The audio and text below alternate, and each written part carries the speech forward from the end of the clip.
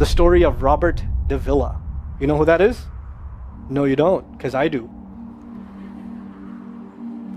3 months ago, I gave khutbah in Fort Worth. I haven't been to that masjid in 4 or 5 years, and they invited me for some reason, and I went. And I gave khutbah there. My khutbah was about dua. An Egyptian fellow comes up to me, a young man came up to me afterwards, he goes, Allah fulfilled my dua today. And I said, what's your dua? He said, my dua was that Nouman Ali Khan should meet Robert Davila. I was like,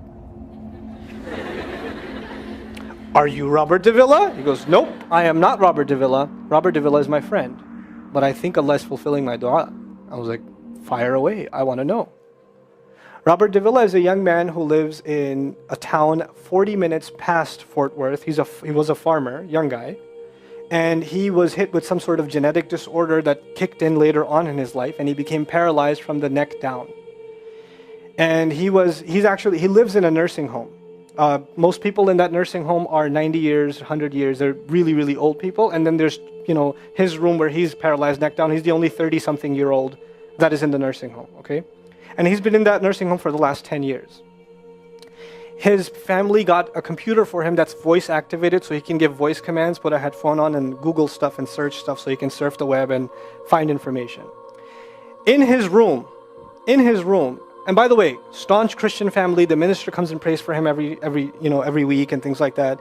And his best friend was in the bed next to him. One of his best friends. He became best friends because he met him at the nursing home. This person was also paralyzed and he needed a new liver. Okay? A liver transplant. He was waiting for a liver transplant. And they used to talk about, God and things like that all the time. They were good friends. Finally, his best friend got a call that there's a donor available for the liver. So he's so excited. He goes, Robert, I'm going to miss you, but I'm going. I've got a donor. So they take his friend and they go into the operation, and his friend died at the operating table. Now his friend, who's also a Christian, the deceased friend, his sister, took one of the amulets of his friend, a crucifix, and she gave it as a gift to Robert. This is a reminder of your old buddy. So he hung it on the side of his hospital bed. Robert Davila lives a pretty decent life in there. The nurses take care of him. He's a happy guy. And one day he goes to sleep and he sees a man in his dream. That man says his name is Muhammad. And he says, pointing at the crucifix, God did not send messengers so they would worship the messengers. God sent messengers so you could worship God. And Jesus was just a man. He walked in the markets and he ate food. He walked in the markets and he ate food, and the dream stopped. He only knows that Jesus was just a man. He knows there's a man named Muhammad that said that to him. He said that messengers came so people could worship God and not the messengers. This is all he knows. So he starts Googling Muhammad. He finds Islam. He takes Shahada. When he takes Shahada, he wants to learn about the Quran. So he goes on these chat sessions and finds somebody needs to teach me Quran. He finds a brother in Egypt that he gets together with on Skype to try to learn Arabic. Learn the Arabic alphabet. Once he learned the Arabic alphabet, he learned to recite the Quran. He memorized 10 surahs from his hospital bed. Then he said, I'm beginning to memorize the Quran and I'm beginning to learn about this prophet, but I need to understand the Quran. So he starts Googling how to understand the Quran. And for some reason, he ends up on my videos. And he starts watching my stuff. And he watched almost everything. And then here's the kicker. In the nursing home, there was an Egyptian fellow that used to come in and do some repair work. The Egyptian fellow has his own awesome story. The guy had basically lost faith. He wasn't religious. The nearest masjid to him was 50 miles away. So he didn't really go to Jum'ah much anymore. But he felt a spiritual void, so he started going to the church just to feel closer to Allah. Raised Muslim. He goes to the church just to feel closer to Allah. He's passing by Robert's room one day and he hears وَالْعَصْرِ إِنَّ الْإِنسَانَ لَفِي خُسْرٍ. So he walks into his room and says, Robert, what are you listening to? Robert says, nothing. That was me. And the guy says, you're Muslim? He goes, yeah, I became Muslim. And now this friend is in shock. How does Allah guide someone in the middle of Churchtown, USA, in a nursing home, with a crucifix on the side of his bed that he doesn't even have the physical strength to move. And the guy himself says, I want to come back to Allah. So he tells him about his, the friend he found online, Nouman Ali Khan. So the Egyptian fellow starts watching my videos. And then he says, I wish I could meet him one day. And he says, okay, I'll pray for you. And after 5 years, that Egyptian friend shows up at the same masjid that I haven't been to in 4 years. And after Jum'ah says, I think Allah wants to fulfill my friend's dua and my dua. So I said, I think He does. Let's go. So I took a few of us and we went. And we met with Robert. We had a beautiful conversation with him. And inshallah, for Eid, we're going to go to his nursing home again. They were actually, the nursing home was pretty shocked. You're all here to meet Robert? I was like, yep. Why do you want to meet him? He's an inspiration. I'm like, okay, let me check if we can. And they had to call the hospice administrator and all this stuff, and then eventually let us in. And Robert's in shock. And then I meet with Robert, we're talking, and I was like, hey Robert, so I heard you memorize some surahs. He says, yeah. Can you recite one for me? So he recited Surah Al-Asr. Not one of us was not crying. We're just in tears. When somebody turns to Allah, don't worry about the means. Guidance will come. Balance will come. I want to tell you some more about Robert because young guys are here. Young guys that play basketball. Young guys that are healthy.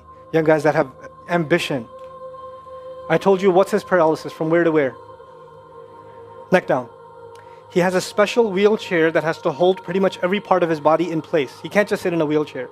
It holds his neck and it holds every other part of his body in place because he has no control over his limbs.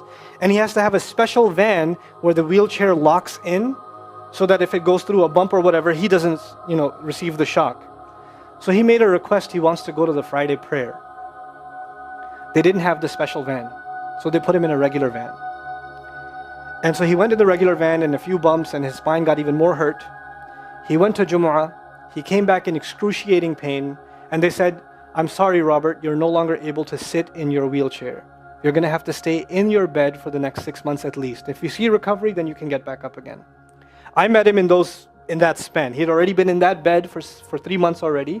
And the reason he was in that bed is he went to the Jummah prayer. And he told me about the Jummah prayer. He said, I've never felt more peace in my life than I was in that masjid. And you know what I'm going to do, Brother Nouman? When I can sit in my chair again, I'm going to go to Jummah.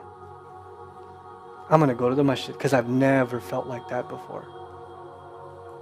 There's someone who has nothing but control over his mouth and his eyes. And he says, I only find peace in the masjid.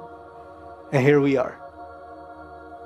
These masajid, I don't care what ideology, what school of thought, what they're talking about in the masjid, what fitna is there. I don't care. It's still Allah's house. Just go to pray. Don't go there to talk to people. Go there to talk to Allah. Just go to talk to Allah. You're just going for you and Allah. That's it. That's it.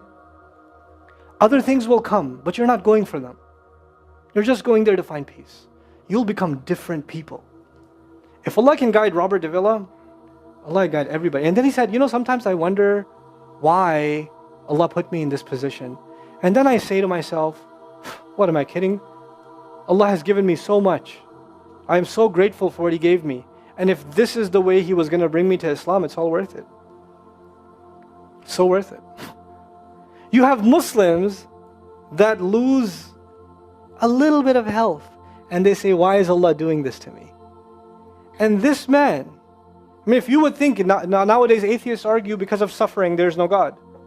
If one man has in a position to say, I don't believe in God. If there was a guy, why would I be in this position? It would be Robert Davila.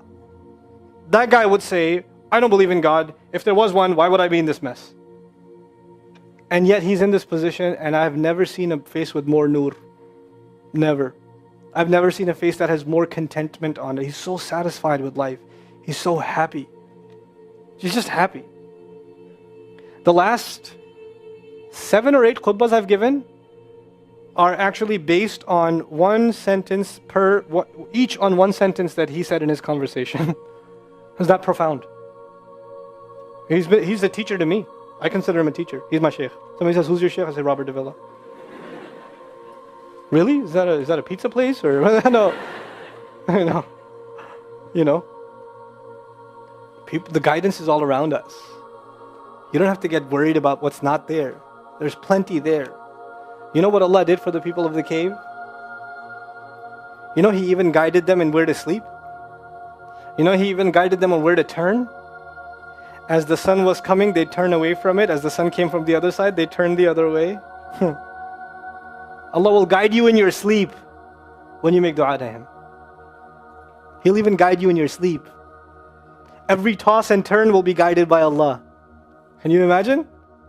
We shouldn't be skeptical in Allah's guidance. We shouldn't worry about how am I going to find balance. No, that's Allah's job to guide you. Your job is to talk to Him. Your job is to get sincere. That is the message I have for you. That is how we're going to find balance. Honestly.